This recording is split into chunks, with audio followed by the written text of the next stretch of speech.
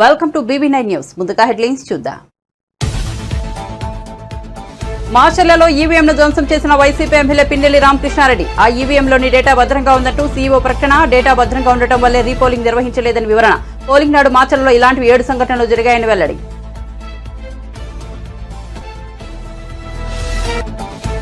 సంగారెడ్డి జిల్లా ఇస్నాపూర్ సమీపంలో పిన్నెల్లిని అదుపులోకి తీసుకున్న పోలీసులు. తెలంగాణ పోలీసుల సాయంతో ఆయన అరెస్ట్ చేసిన ఏపీ పోలీసులు. మాచర్లలో ఈవీఎం ధ్వంసం చేసిన A1 గా వైసీపీ నేత. 10 సెక్షన్ల కింద పిన్నెల్లిపై కేసులు నమోదు చేసినట్లు సీఈఓ వెల్లడి.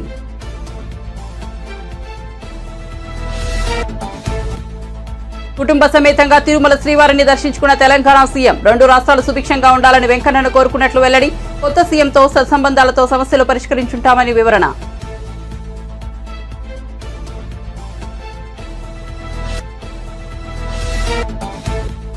దొడ్డువడ్లు కొనేందుకు కేంద్రం సిద్ధం. కాంగ్రెస్ ప్రభుత్వానికి వచ్చిన ఇబ్బందులేమిటి అన్న కిషన్ రెడ్డి.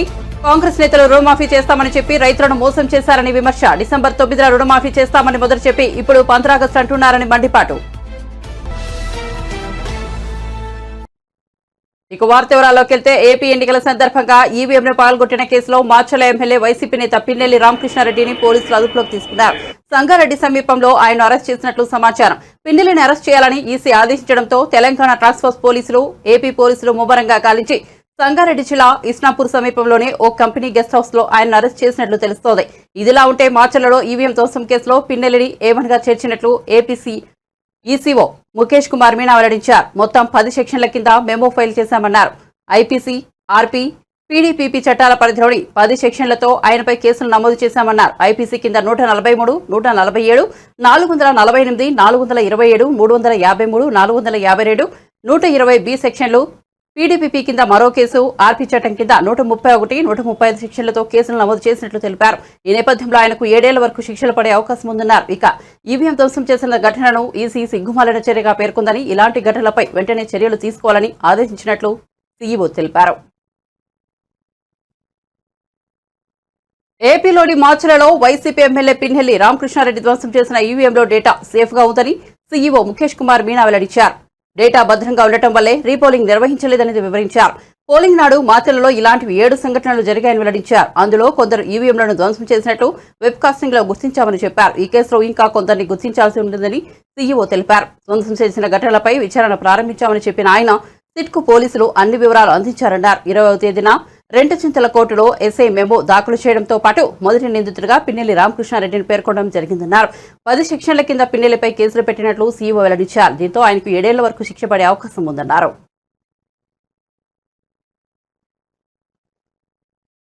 పోలింగ్ రోజు మనకు 9 పోలింగ్ స్టేషన్స్లో టోటల్గా మొత్తం రాష్ట్రంలో ఈవీఎం డ్యామేజ్ చేయడం జరిగింది. కొంతమంది బయట నుంచి వచ్చి అక్కడ లోపల వెళ్ళి ది మిస్హ్యాండిల్ ద ఈవీఎంస్, కింద పడేశారు, కొట్టేశారు, డ్యామేజ్ చేశారు.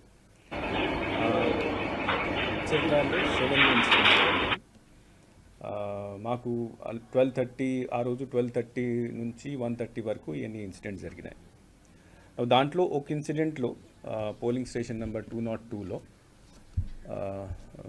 తర్వాత మిగతా అన్ని పోలింగ్ స్టేషన్ సంబంధించి మనము సీసీ కెమెరాస్ అక్కడ పెట్టడం జరిగింది. ఆ రోజు బెల్ ఇంజనీర్ వచ్చి ఇవన్నీ పోలింగ్ స్టేషన్లో చూసేసి అక్కడ డేటా భద్రంగా ఉంది, సెక్యూర్ ఉంది కాబట్టి అక్కడ పోలింగ్ కంటిన్యూ చేయడం జరిగింది కొత్త మెషిన్స్ పెట్టిన తర్వాత. సెకండ్ ఇష్యూ, అక్కడ ఎవరు వచ్చి గొడవ చేశారో వాళ్ళ మీద యాక్షన్ కోసం నెక్స్ట్ డే ఇట్ సెల్ఫ్ ఎంత మన దగ్గర ఉన్న వెబ్ కాస్టింగ్ని ఇన్వెస్టిగేషన్ కోసం పోలీస్కి హ్యాండ్ ఓవర్ చేయడం జరిగింది. ఈ మధ్యలో సిట్ వచ్చింది. ఆ సిట్ వచ్చిన తర్వాత సిట్కి కూడా అన్ని నివేదికలు వాళ్ళు ఇచ్చారు. 20th of this month 20th మేని సబ్ ఇన్స్పెక్టర్ రెంటచింతల ఆయన కోర్టులో మెమో దాఖలు చేయడం జరిగింది. ఆ మెమోలో he has mention that the mister P Ramakrishna Reddy he has been mentioned as accused number 1. తర్వాత 10 సెక్షన్స్ కింద, అంటే దాంట్లో సెక్షన్స్ కూడా మార్చేసి ఇనిషియల్గా ఫస్ట్ రోజు ఫైల్ చేసినప్పుడు అన్నోన్ పర్సన్స్ మీద ఫైల్ చేయడం జరిగింది. దీని తర్వాత ఇన్వెస్టిగేషన్ చేసి ఈ వీడియో అన్ని చూసిన తర్వాత 20th కోర్టులో ప్రొడ్యూస్ చేసిన మిస్టర్ రామకృష్ణారెడ్డిని కూడా అక్యూజ్ నెంబర్ 1గా దాంట్లో ఇంక్లూడ్ చేయడం జరిగింది. So this issue yesterday afternoon it was some video was released. So that video is correct, and then apart from filing this memo, 2 days back a file memo చేసిన తర్వాత ఆయన arrest చేయడం కోసం ప్రయత్నాలు స్టార్ట్ అయినాయి. నిన్న రాత్రి ఈసీ మళ్ళీ ఇప్పుడు దాకా ఎందుకు చేయలేదు, చాలా సీరియస్గా దీన్ని తీసుకొని you should arrest him immediately orders కూడా ఇవ్వడం జరిగింది. సో ఎఫ్ఐఆర్ ఆల్రెడీ అంటే మెమో ద్వారా ఆయన పేరు ఆల్రెడీ ఇంక్లూడ్ చేయడం జరిగింది. అరెస్ట్ కోసం నిన్నటి నుంచి ప్రయత్నాలు జరుగుతున్నాయి. పోలీస్ వారు ఇచ్చిన ఇన్ఫర్మేషన్ ప్రకారం మార్నింగ్ వాళ్ళ హౌస్కి కూడా రైడ్ చేయడం జరిగింది. He was not found. So several teams are now moving around to arrest the person. Election Commission has said that such incidents are very shameful incident in the sense that our intention is to do free, fair and peaceful elections, and when the candidate himself start doing this activity, that is a very serious matter. So stringent action should be taken. Stringent action ante as per the memo filed in the court against the accused number 1, 10 sections have been proposed against him, and these 10 sections have very severe sections where the punishment may go up to 7 years also. Polling రోజు మనకు 9 polling స్టేషన్స్లో టోటల్గా మొత్తం రాష్ట్రంలో EVM damage చేయడం జరిగింది. కొంతమంది బయట నుంచి వచ్చి అక్కడ లోపల వెళ్ళి దే మిస్హ్యాండిల్డ్ ద ఈవీఎంస్, కింద పడేశారు, కొట్టేశారు, డ్యామేజ్ చేశారు. దాంట్లో మెయిన్లీ మాచర్లలో 7 ఇన్సిడెంట్స్ జరిగినాయి. మాకు 12:30 ఆ రోజు 12:30 నుంచి 1:30 వరకు ఎన్ని ఇన్సిడెంట్స్ జరిగినాయి. దాంట్లో ఒక ఇన్సిడెంట్లో పోలింగ్ స్టేషన్ నెంబర్ 202లో, తర్వాత మిగతా అన్ని పోలింగ్ స్టేషన్ సంబంధించి మనము సీసీ కెమెరాస్ అక్కడ పెట్టడం జరిగింది. ఆ రోజు బెల్ ఇంజనీర్ వచ్చి ఇవన్నీ పోలింగ్ స్టేషన్లో చూసేసి అక్కడ డేటా భద్రంగా ఉంది, సెక్యూర్ ఉంది కాబట్టి అక్కడ పోలింగ్ కంటిన్యూ చేయడం జరిగింది కొత్త మెషిన్స్ పెట్టిన తర్వాత. సెకండ్ ఇష్యూ, అక్కడ ఎవరు వచ్చి గొడవ చేశారో వాళ్ళ మీద యాక్షన్ కోసం నెక్స్ట్ డే ఇట్ సెల్ఫ్ ఎంత మన దగ్గర ఉన్న వెబ్కాస్టింగ్ని ఇన్వెస్టిగేషన్ కోసం పోలీస్కి హ్యాండ్ ఓవర్ చేయడం జరిగింది. నా ఈ మధ్యలో సిట్ వచ్చింది. ఆ సిట్ వచ్చిన తర్వాత సిట్కి కూడా అన్ని నివేదికలు వాళ్ళు ఇచ్చారు. 20th of this month 20th మేని సబ్ ఇన్స్పెక్టర్ రెంట్ చింతాల ఆయన కోర్టులో మెమో దాఖలు చేయడం జరిగింది. ఆ మెమోలో he has mention that the mister P Ramakrishna Reddy he has been mentioned as accused number 1. తర్వాత 10 సెక్షన్స్ కింద, అంటే దాంట్లో సెక్షన్స్ కూడా మార్చేసి ఇనిషియల్గా ఫస్ట్ రోజు ఫైల్ చేసి ఆంధ్రప్రదేశ్లో ఏర్పడబోయే కొత్త ప్రభుత్వంతో తెలంగాణ సత్సంబంధాలను మెయింటైన్ చేస్తుందని ముఖ్యమంత్రి రేవంత్ రెడ్డి పేర్కొన్నారు. కొత్త ప్రభుత్వం ఏర్పడ్డాక ఏపీ ముఖ్యమంత్రిని కలుసుకుంటారని వివరించారు. 2 రాష్ట్రాల మధ్య నెలకొన్న సమస్యలను సామరస్యపూర్వకంగా పరిష్కరించుకుంటామని చెప్పారు. బుధవారం తెలంగాణ ముఖ్యమంత్రి రేవంత్ రెడ్డి కుటుంబ సమేతంగా తిరుమల శ్రీవారిని దర్శించుకున్నారు. అనంతరం ఆలయం వెలుపల మీడియాతో మాట్లాడుతూ ముఖ్యమంత్రిగా బాధ్యతలు చేపట్టిన నాటి నుంచి తిరుమల శ్రీవారిని దర్శించుకోవడానికి ప్రయత్నించినా కుదరలేదని చెప్పారు. కొత్త బాధ్యతలు, స్థానిక పరిపాలన అంశాలతో వీలు చెక్కలేదన్నారు. 2 రాష్ట్రాల్లో ఎన్నికల హడావుడి ముగడంతో ఈ రోజు స్వామివారిని దర్శించుకున్నారు తెలిపారు. 2 రాష్ట్రాలు సుభిక్షంగా ఉండాలని శ్రీవారిని కోరుకున్నట్లు చెప్పారు. గత ఏడాది కొంత కరువు పరిస్థితి నెలకొన్నా ఈసారి మాత్రం వర్షాలు సమృద్ధిగా కురుస్తాయని, ప్రభుత్వానికి ప్రకృతి సహకరిస్తోందని తెలిపారు. ఆంధ్రప్రదేశ్, తెలంగాణ రాష్ట్రాలు సమరసపూర్వకంగా పరస్పరం సహకరించుకుంటూ అభివృద్ధిలో ముందుకు సాగాలని అభిప్రాయపడ్డారు. తిరుమలలో తెలంగాణ ప్రభుత్వం తరఫున సత్రం నిర్మించాలని యోచిస్తున్నట్లు చెప్పారు. ఏపీలో కొత్త ప్రభుత్వం ఏర్పడ్డాక ముఖ్యమంత్రిని కలిసి దీనిపై చర్చిస్తామని చెప్పారు. తిరుమలలో సత్రంతో పాటు కుదిరితే కళ్యాణ మండపం కూడా నిర్మించి స్వామివారి భక్తులకు అందుబాటులో తీసుకురావాలని భావిస్తున్నట్లు రేవంత్ రెడ్డి వివరించారు.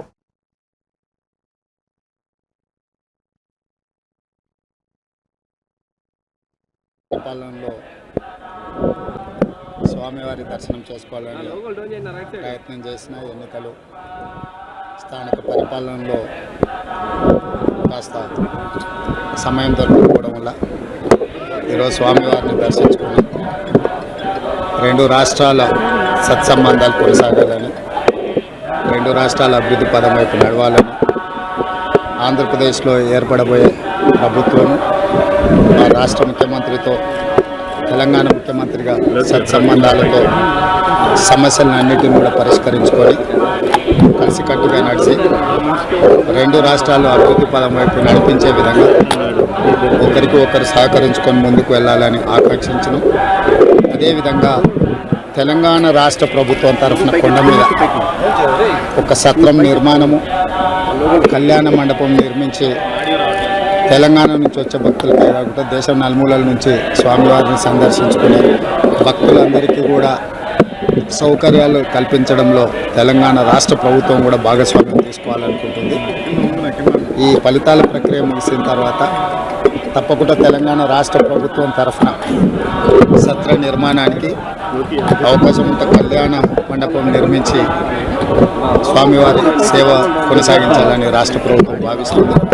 తప్పకుండా తొందరలోనే ఆంధ్రప్రదేశ్ ముఖ్యమంత్రిని కలిసి విజ్ఞప్తి చేసి ఇక్కడ స్వామివారి సేవలో తెలంగాణ రాష్ట్ర ప్రభుత్వం కూడా భాగస్వామ్యం తీసుకోవాలని కోరుకుంటున్నాను. డెఫినెట్గా మీరే చూస్తున్నారో మేము చెప్పేది ఉంది, ఇక్కడ కొండ మీద రాజకీయాలు మాట్లాడకూడదు. తప్పకుండా మంచి వాతావరణం ఉంది, వాతావరణం కూడా అనుకూలించింది. గత సంవత్సరం కరువు వచ్చిన తాగునీటి సమస్య ఉన్న సమస్యలను అధిగమించి మంచి ఋతుపవనాలు, మంచి కాలం అవుతున్నది. వానలు పడాలి, పంటలు పండాలి, రెండు రాష్ట్రాలు సుభిక్షంగా ఉండాలనే మా ఆలోచన. ప్రకృతి కూడా సహకరిస్తుంది. తప్పకుండా పాలకుల మనసులో ఎలాంటి ఆలోచనలు లేనప్పుడు స్వామివారు ఒక ఆలోచన కలిగించి తప్పకుండా ఆ ప్రాంత రైతులకు సహాయం చేసే విధంగా వానలు పడి పంటలు పండుతాయి. మా ప్రభుత్వ కార్యాచరణ కూడా ప్రధానంగా రైతాంగాన్ని ఆదుకొని దేశం యొక్క సంపదను పెంచాలనేది మా ఆలోచన. ఆ విధంగా ముందుకు సాగాలని మా ప్రభుత్వం భావిస్తుంది. దొడ్డు రకం వడ్లను కొనుగోలు చేసేందుకు కేంద్రం సిద్ధంగా ఉందని, అలాంటప్పుడు వాటిని కొనేందుకు కాంగ్రెస్ ప్రభుత్వానికి వచ్చిన ఇబ్బంది ఏమిటి అని కేంద్ర మంత్రి బీజేపీ తెలంగాణ రాష్ట్ర అధ్యక్షుడు కిషన్ రెడ్డి అన్నారు. హైదరాబాద్ లో ఏర్పాటు చేసిన మీడియా సమావేశంలో ఆయన మాట్లాడుతూ కాంగ్రెస్ నేతలు రుణమాఫీ చేస్తామని చెప్పి రైతులను మోసం చేశారన్నారు. డిసెంబర్ 9న రుణమాఫీ చేస్తామని చెప్పి ఆ తర్వాత 15 ఆగస్టు అంటున్నారని మండిపడ్డారు. వడ్లకు 500 రూపాయల బోనస్ ఇస్తామని చెప్పారని, కానీ సన్న రకం వడ్లకే అని ఇప్పుడు సన్నాయి నొక్కులు నొక్కుతున్నారని ఆగ్రహం వ్యక్తం చేశారు. రాష్ట్రంలో 80% దొడ్లు వడ్డని పండిస్తారన్నారు. చాలా తక్కువ మంది రైతులే సన్న రకం పండిస్తారన్నారు. కాంగ్రెస్ ప్రభుత్వం బోనస్ పేరుతో రైతులను మోసం చేసిందని ఆరోపించారు. రైతులకు ప్రభుత్వానికి కేంద్రం అన్ని రకాలుగా అండగా ఉంటుందన్నారు. రబీ సీజన్లో పెద్ద మొత్తంలో ధాన్యం సేకరించడానికి కేంద్రం ఒప్పందం కుదుర్చుకుందన్నారు. బాయిల్ రైస్ కానీ మీకు వచ్చినటువంటి బాధ ఏంటి అని అడుగుతాం. రోజు మేము వాళ్ళకి ఇవ్వము, మేము సన్న వడ్లకే ఇస్తాము అని ఈరోజు ఇచ్చిన హామీల నుంచి తప్పించుకునేటువంటి ప్రయత్నం, రైతులకు వెన్నుపోటు పొడిచేటువంటి ప్రయత్నం కాంగ్రెస్ పార్టీ ప్రభుత్వం చేస్తూ ఉంది. ఒక దిక్కు కేంద్ర ప్రభుత్వము మీరు ఎంత సరఫరా చేసినా దొడ్డు బియ్యం కొనడం కోసము కేంద్ర ప్రభుత్వం సిద్ధంగా ఉంది. కేంద్ర ప్రభుత్వము బియ్యం కొనడానికి సిద్ధంగా ఉన్నప్పుడు మీకు వచ్చినటువంటి బాధ ఏంటి అని అడుగుతా ఉన్నాను, మీకు వచ్చినటువంటి నష్టం ఏంటి అని అడుగుతా ఉన్నాను. మీ రాష్ట్ర అవసరాలకు కావాలంటే అదనంగా సన్నబియ్యం సేకరించండి, కానీ కేంద్రము కొంటానన్నటువంటి ఎంఎస్పి ప్రకారము మరి మీరు బోనస్ ఇచ్చి దొడ్డు రకం వరం కొనడానికి ఈ ప్రభుత్వానికి వచ్చినటువంటి ఇబ్బంది ఏందో ఈరోజు ఇచ్చినటువంటి హామీ నుంచి పక్కకు జరగడం తప్ప ఇందులో మరో కారణం కనిపించడం లేదు. ఈ యొక్క మోసం చేయడం తప్ప ఇంకో సమస్య లేదని సందర్భంగా మనవిస్తున్నాను. ఈరోజు కేంద్ర ప్రభుత్వము తెలంగాణ రాష్ట్రం నుంచి వరి ఎంత ఉత్పత్తి అయినా ఆ ఉత్పత్తికి సంబంధించి ప్రతి నయా పైసా చెల్లించడానికి సిద్ధంగా ఉంది. అది దొడ్డు బియ్యం కానీ, సన్న బియ్యం కానీ, బాయిల్ రైస్ కానీ ఏదైనప్పటికీ కూడా గత సంవత్సరం మీకు తెలుసు బాయిల్ రైస్ విషయంలో ఢిల్లీకి వచ్చి ధర్నాలు చేశారు కాంగ్రెస్ టీఆర్ఎస్ పార్టీ నాయకులు. కానీ ఆ బాయిల్ రైస్ విషయంలో కూడా ప్రధానమంత్రి గారు తెలంగాణ రైతాంగానికి సంబంధించి సమస్యను దృష్టిలో పెట్టుకొని బాయిల్ రైస్ కూడా ఎంత వచ్చినా కూడా కొనాలని చెప్పి ఆదేశాలు ఇవ్వడం జరిగింది. ఈరోజు అన్ని రకాలుగా నరేంద్ర మోడీ గారి ప్రభుత్వము తెలంగాణ రైతులకు అండగా నిలబడుతున్నప్పుడు మరి ఈరోజు దేవుడు వరమిచ్చిన పూజారి అడ్డుకున్నట్టుగా ఈరోజు కేంద్ర ప్రభుత్వము అన్ని రకాలుగా చివరి గింజ వరకు కూడా న్యాయ పైస వరకు కూడా చెల్లించి కేంద్ర ప్రభుత్వము ధాన్యం కొనుగోలు కావచ్చు, బియ్యం కొనుగోలు కావచ్చు ముందుకొచ్చినప్పుడు రాష్ట్ర ప్రభుత్వము ఈ రకంగా అడ్డంకులు సృష్టించి రైతులకు అన్యాయం చేసే దిశలో, రైతులను మోసం చేసే దిశలో, రైతులకు వెన్నుపోటు పరిచే దిశలో ప్రయత్నం చేయడము చాలా దుర్మార్గమని ఈ సందర్భంగా మనవి చేస్తా ఉన్నాను. మీకు తెలుసు కేంద్ర ప్రభుత్వము 23-24 సంబంధించినటువంటి ఖరీఫ్ రాష్ట్ర ప్రభుత్వంతో ఒప్పందం చేసుకున్నటువంటి బియ్యాన్ని ఇంతవరకు సరఫరా చేయలేదు. కేంద్ర ప్రభుత్వము వాయిదాల మీద వాయిదాలు ఇస్తూ ఉంది. ఖరీఫ్ సంబంధించి ఇంకా 22 లక్షల మెట్రిక్ టన్నుల బియ్యం ఈరోజు కేంద్రానికి సరఫరా చేయాలి యాజ్ పర్ ఒప్పందం ప్రకారం. ఇంతవరకు అది చేయలేదు. అదేవిధంగా రబీకి సంబంధించి కూడా మరి కేంద్ర ప్రభుత్వము 75 లక్షల మెట్రిక్ టన్నుల వరి ధాన్యాన్ని సేకరించాలని ఒప్పందం కుదుర్చుకున్నది. ఇంతవరకు 23-24 సంబంధించి రబీ 33 లక్షల మెట్రిక్ టన్నుల వరి ధాన్యాన్ని మాత్రమే రాష్ట్ర ప్రభుత్వం సేకరించింది. ఒకసారి మోసపోతే అది మోసపోయిన వారి తప్పు కాదని మాజీ మంత్రి బీఆర్ఎస్ వర్కింగ్ ప్రెసిడెంట్ కేటీఆర్ అన్నారు. అయితే రెండోసారి కూడా మోసపోతే మాత్రం తప్పు మోసపోయిన వారిదేనని తేల్చి చెప్పారు. రైతు రుణమాఫీ విషయంలో కాంగ్రెస్ ప్రభుత్వం ఇచ్చిన హామీని ఉద్దేశిస్తూ కేటీఆర్ వ్యాఖ్యలు చేశారు. తెలంగాణ అసెంబ్లీ ఎన్నికల సందర్భంగా రైతుల రుణాలను డిసెంబర్ 9నే మాఫీ చేస్తామని కాంగ్రెస్ పార్టీ నేతలు హామీ ఇచ్చారని గుర్తు చేశారు. తెలంగాణ రైతాంగం ఆ హామీని అమాయకంగా నమ్మి ఓట్లేశారని, కాంగ్రెస్ సర్కార్ మాత్రం ఇచ్చిన హామీని నిలబెట్టుకోలేదని మండిపడ్డారు. రైతు రుణమాఫీ విషయంలో ఒకసారి నమ్మినందుకు రైతాంగాన్ని కాంగ్రెస్ ప్రభుత్వం మోసం చేసిందని చెప్పారు. ఇప్పుడు ఆగస్టు 15లోగా రైతుల రుణమాఫీ చేస్తామంటూ మరోసారి మోసం చేయడానికి కాంగ్రెస్ నేతలు ప్రయత్నిస్తున్నారని ఆరోపించారు. మళ్లీ నమ్మితే మోసపోవడం తప్పదని, అప్పుడు తప్పు కాంగ్రెస్ వాళ్ళది కాదు, వాళ్ళ హామీలను నమ్మిన మనదేనని చెప్పారు. రూపాయి ఇస్తే నేను 2 రూపాయలు ఇస్తా అని చెప్పి మొత్తానికి గందరగోళం చేసి ఓట్లు వేయించుకున్నారు. ఇవాళ గద్దెనెక్కింది. మరి కాంగ్రెస్ అధికారంలోకి వచ్చిన తర్వాత ఏం జరుగుతున్నదో ఒక చిన్న విషయంతో మీకు అర్థమైపోతుంది. మీ వరంగల్ తూర్పు నియోజకవర్గంలోనే ఎంజీఎం హాస్పిటల్ ఉంది. ఇవాళ పేపర్లో వార్త ఉంది, కావాలంటే మీరు తీసి చూడండి. ఇవాళ పేపర్లో, ఈనాడు పేపర్లో వార్త ఉంది. నేను చెప్పిన మానాడు కాంగ్రెస్ కావన్నా కరెంటు కావాలనా అని పదే పదే చెప్పినాం. సరే, జరిగింది. నిన్నటికి నిన్న ఎంజీఎం ఆసుపత్రిలో మొత్తం, ఎంజీఎం అంటే ఉత్తర తెలంగాణకు మొత్తం కేంద్రం ఎంజీఎం హాస్పిటల్. ఉత్తర తెలంగాణలో ఉండే పేదలందరికీ దిక్కు ఎంజీఎం హాస్పిటల్. ఆ ఎంజీఎం ఆసుపత్రిలో నిన్న సాయంత్రం 4:30 నుంచి రాత్రి 9:30 దాకా 5 గంటలు కరెంటు లేదు. 4 జనరేటర్లు ఉండే అక్కడ ఉండే. ఇవాళ ఎట్లున్నదో నాకంటే బాగా మీకే తెలుసు. కరెంటు పోతుందా ఇళ్ళల్లా? పోతలేదా? పిల్లలు మాత్రం పుట్టిరట. ఇది ఎట్లా సాధ్యం నాకు అర్థం కాదు. కేసీఆర్ 10,000 ఇస్తుండే, నేను 15,000 ఇస్తా అన్నాడు. ఇచ్చిండా? రేవంత్ రెడ్డి ఎంత గొప్పోడంటే, కేసీఆర్ ఉన్నప్పుడేమో రైతు బంధు నాట్లప్పుడు పడుతుండే, రేవంత్ రెడ్డి వచ్చినాక ఓట్లప్పుడు పడుతుంది రైతు బంధు. డిసెంబర్లో ఇవ్వాల్సిన రైతు బంధు మేల ఇచ్చి అది కూడా చాలా గొప్ప పని చేసినట్టు పోజులు కొడతా ఉన్నాడు రేవంత్ రెడ్డి.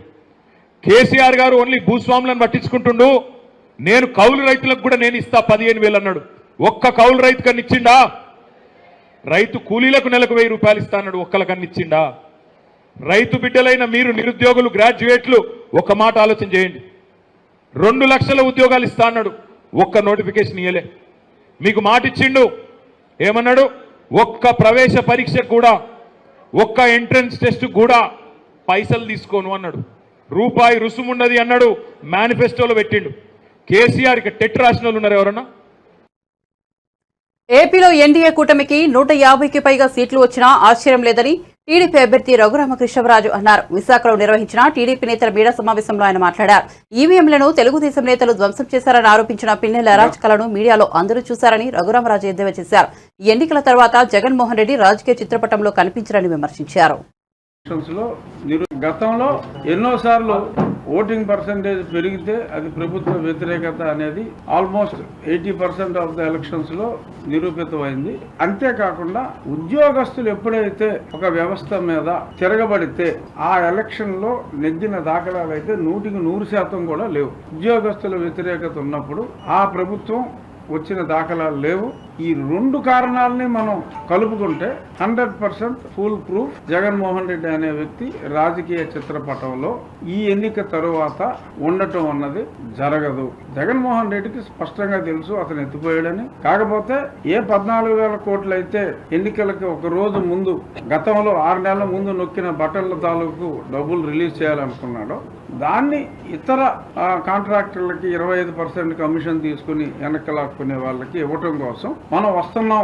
ఎందుకంటే అధికారులతో ఇంకా తప్పులు చేయించాలి. అధికారి తప్పులు చేయాలంటే ఇతడు మళ్ళీ వస్తాడని ఒక కాన్ఫిడెన్స్ ఉండాలి. కాబట్టి అధికారుల్ని బ్లఫ్ చేయడానికి ఒక బ్లఫ్ మాస్టర్ లాగా ఏదో అక్కడ ఒక చిన్న సీన్ క్రియేట్ చేసి మనం వస్తున్నామని చెప్పి వెళ్ళాడు. అధికారుల మీద ప్రెషర్ పెట్టి ఏదో పేమెంట్లు క్లియర్ చేయాలని చూశారు. అది కొద్దిమంది అధికారులు ఏదన్నా ఇంకా తప్పు చేసే వాళ్ళు ఉంటే చేయొచ్చు తప్ప అందరికీ కూడా క్లియర్గా అర్థమైంది అతని చాప్టర్ క్లోజ్ అయిపోయిందని. పోస్ట్ పోల్ సర్వేలు కూడా పూర్తిగా అనుకూలంగా ఉన్నాయి. నేను గతంలో చెప్పా 125 స్థానాలకి ఒక్క స్థానం కూడా తగ్గదు. ఇప్పుడు విధి అనుకూలించకపోతే, అనుకూలిస్తే 150 స్థానాలు దాటినా కూడా ఆశ్చర్యపోవాల్సిన అవసరం ఏమాత్రం లేదు. మీకు దాడులు చేసిందంతా ఎవరో స్పష్టంగా అర్థమైంది. పిన్నెల్లి చాలా దారుణంగా కామెంట్లు చేసిన కొద్ది గంటల్లో అతను చేసిన విధ్వంసం డైరెక్ట్గా మీడియాలో కళ్ళకు కట్టినట్టుగా వచ్చింది. ఎంత దారుణంగా అతను బాక్సుల్ని బద్దలు కొట్టాడో. మరి అటువంటి వ్యక్తిని మీరు చూశారు. జగన్మోహన్ రెడ్డి ఆ బస్ టూర్లో తిరిగినప్పుడు ఎక్కడ పెద్దగా జనం లేరనుకోండి, వెళ్ళినప్పుడల్లా ప్రతివాడిని సౌమ్యుడు, మంచివాడు ఇలా మాట్లాడేవాడు.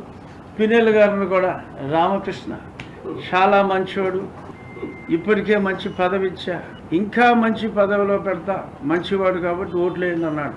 ఎంత మంచివాడో తెలిసిపోయింది. నిన్న టీవీలో దొరికేశాడు. గతంలో ఎన్నోసార్లు ఆంధ్రప్రదేశ్లో ఎన్డీఏ కూటమిదే గెలుపని సర్వేలని చెబుతున్నాయని టీడీపీ నేత గంటా శ్రీనివాసరావు ధీమా వ్యక్తం చేశారు. విశాఖలో నిర్వహించిన టీడీపీ నేతల మీడియా సమావేశంలో ఆయన మాట్లాడారు. జూన్ 9న విశాఖలో జగన్ ప్రమాణ స్వీకారం అంటూ వైఎస్ఆర్సీపీ నాయకులు మైండ్ గేమ్ ఆడుతున్నారని దుయ్యబట్టారు. ఎన్నికల ఫలితాలు చూసి జగన్ షాక్ అవుతారని ఎద్దేవా చేశారు.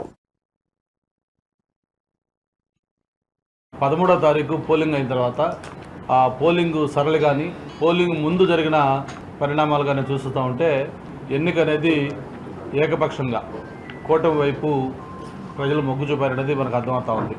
దానికి అంతకు ముందు జరిగిన పోస్టల్ బ్యాలెట్లో కానీ అలాగే హైదరాబాద్ నుంచి బెంగళూరు, చెన్నై నగరాల నుంచి ప్రజలు ట్రైన్స్లో, బస్సుల్లో యాలాడుతూ వాళ్ళు వచ్చిన తీరు, టోల్ గేట్స్ దగ్గర రద్దీ, ఇవన్నీ సంక్రాంతి పండుగను తలపించే విధంగా ప్రజలు వచ్చి ఓట్లేసిన విధానం కానీ, అలాగే పర్సంటేజ్ ఆఫ్ పోలింగ్ ఎక్కడ చూసినా కూడా గతంలో కంటే కూడా 2-3% మినిమం ఎక్స్ట్రా, కొన్ని చోట్ల అయితే 10%, 11% కూడా ఎక్స్ట్రా పోలేదు. అంటే ప్రజల్లో ఒక కసి, ఈ ప్రభుత్వానికి ఎట్టి పరిస్థితుల్లో కూడా బై చెప్పాలన్న ఒక ఆలోచన, వాళ్ళ కసి ఆ ఓటింగ్లో కనిపించింది.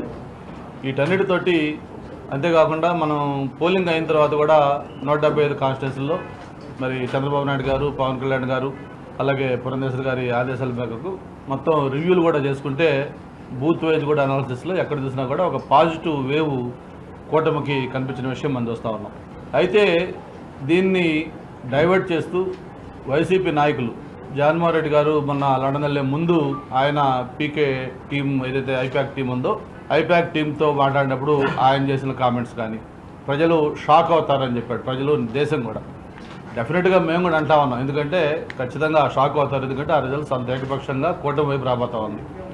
ప్రజలు, దేశంతో పాటు జగన్మోహన్ రెడ్డి కూడా గ్యారెంటీగా షాక్ అవుతాడు. ఎందుకంటే ఆయన ఊహించిన విధంగా ఫలితాలు రాబోతూ ఉన్నాయి. దాంతోపాటు ప్రత్యేకించి విశాఖపట్నంలో వైవి సుబ్బారెడ్డి గారు కానీ, మరి అలాగే బొత్స సత్యనారాయణ గారు కానీ గత 7 రోజులుగా వాళ్ళు ఆడుతున్న మైండ్ గేమ్ చూస్తే చాలా నవ్వు వస్తూ ఉంది మాకు. జూన్ 9న విశాఖపట్నంలోనే 9:35 ప్రమాణ స్వీకారం. అలాగే స్టేడియం పోయి ఏర్పాటు చూడటం కోసం స్టేడియం వెళ్తామంటాం. అలాగే స్టార్ హోటల్స్ బుక్ చేస్తామని చెప్పడం, ఇవన్నీ కూడా చూస్తూ ఉంటే అందరూ నవ్వుకుంటా ఉన్నారు. ఒక పక్క అన్ని సర్వేలు దేశంలో ఉండే ప్రెస్టీజియస్ సంస్థలన్నీ ఆల్ సెఫాలజిస్టులు మొత్తం కూడా ఎన్నికల్లో రేపు కూటమి కన్విజన్ సాధించబోతా ఉంది అని చెప్పి ఒక పక్క చెప్తా ఉంటే, ఓటింగ్ సరళ చూసి అందరూ కూడా మాట్లాడుతూ ఉంటే వాళ్ళు ఈ విధంగా డైవర్ట్ చేయడం అనేది చాలా నవ్వులాటగా అందరూ ఫీల్ అవుతూ ఉన్నారు. దాన్ని ఎవరు కూడా సీరియస్ తీసుకోలేదు. పోస్ట్ పోలింగ్ కూడా వాళ్ళ దాడులు కానీ వాళ్ళ వైఖరి చూస్తూ ఉంటే అర్థమవుతాం. నిన్న మనకి ఏదైతే పిన్నెల్లి రామకృష్ణారెడ్డి గారి వీడియో ఒకటి వైరల్ అయింది. ఒక ఈవీఎం మిషన్ని డైరెక్ట్గా క్యాండిడేటే బూత్లోకి వెళ్ళి ఎంత ఓపెన్గా అతను దాన్ని ధ్వంసం చేస్తున్నాడంటే అది వాళ్ళ ఫ్రస్ట్రేషన్, వైసీపీ నాయకులు కంటెస్టెడ్ క్యాండిడేట్లకి ఆ ఫ్రస్ట్రేషను క్లియర్గా కనిపిస్తూ ఉంది.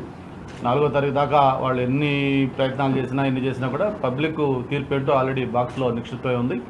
మరి అది ఖచ్చితంగా ఎన్డీఏ కూటమికి ఫేవరబుల్గా రాబోతూ ఉంది. మళ్ళీ ఏదైతే వాళ్ళు చెప్తా ఉన్నారో 9వ తారీఖు, ఆ 9వ తారీఖున జగన్మోహన్ రెడ్డి గారు కాదు చంద్రబాబు నాయుడు గారు ఈ రాష్ట్ర 3వ ముఖ్యమంత్రిగా మళ్ళీ ఆయన ప్రమాణ స్వీకారం చేయబోతా ఉన్నారు. అలాగే విష్ణుకుమార్ రాజు గారు, చంద్రమోహన్ రెడ్డి గారు, నేను, మన రఘు నలుగురు కూడా కంటెస్ట్ చేస్తున్నాం ఎమ్మెల్యేలుగా. నలుగురు కూడా అసెంబ్లీలో అడుగు పెట్టబోతా ఉన్నాం. దీన్ని ఘంటాబద్ధంగా చెప్పగలం. అందరూ కూడా మంచి మెజారిటీతో ఎన్డీఏ కూటమి అభ్యర్థులు గెలవబోతా ఉన్నారు. ఎన్నికలు జరుగుతుండగా అనుచరులతో కలిసి పల్నాడు జిల్లా రెడ్డిచింతల మండలం పాల్వాయి గేట్ పోలింగ్ బూత్లోకి వెళ్లి ఈవీఎంను పాల్గొట్టిన Macherla YCP MLA Pinnelli Ramakrishna Reddy video బయటకు వచ్చి అందరినీ షాక్ గురి చేసింది. ఇప్పుడు మరో వీడియో బయటకు వచ్చింది. పోలింగ్ కేంద్రంలో ఈవీఎంను పాల్గొట్టి బయటకు వచ్చిన పిన్నెల్లిని ఓ మహిళ నిలదీసింది. దీంతో ఆగ్రహంతో ఊసిపోయిన పిన్నెల్లి ఆమెను దుర్భషలాడుతూ వేలు చూపించి బెదిరించారు. తాజాగా ఈ వీడియో వెలుగులోకి వచ్చి వైరల్ అవుతోంది.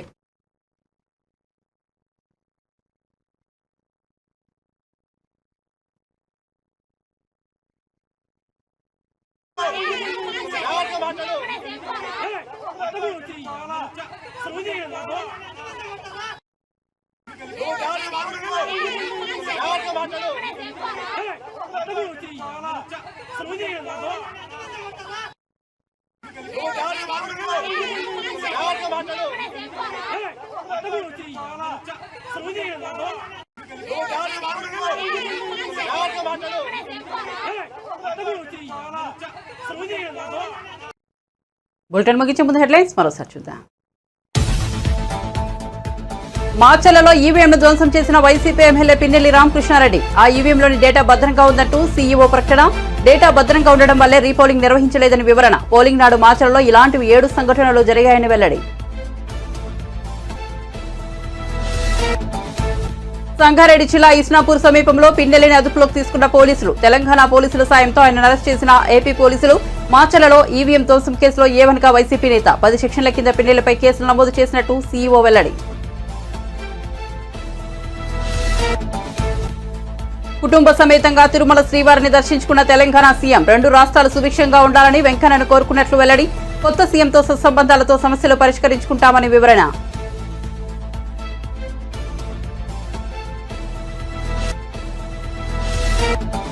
దొడ్డు వడ్లు కొనేందుకు కేంద్రం సిద్ధం. కాంగ్రెస్ ప్రభుత్వానికి వచ్చిన ఇబ్బంది ఏమిటన్న కిషన్ రెడ్డి. కాంగ్రెస్ నేతలు రుణమాఫీ చేస్తామని చెప్పి రైతులను మోసం చేశారని విమర్శ. డిసెంబర్ 9 రుణమాఫీ చేస్తామని మొదలు చెప్పి ఇప్పుడు 15 ఆగస్టు అంటున్నారని మండిపాటు.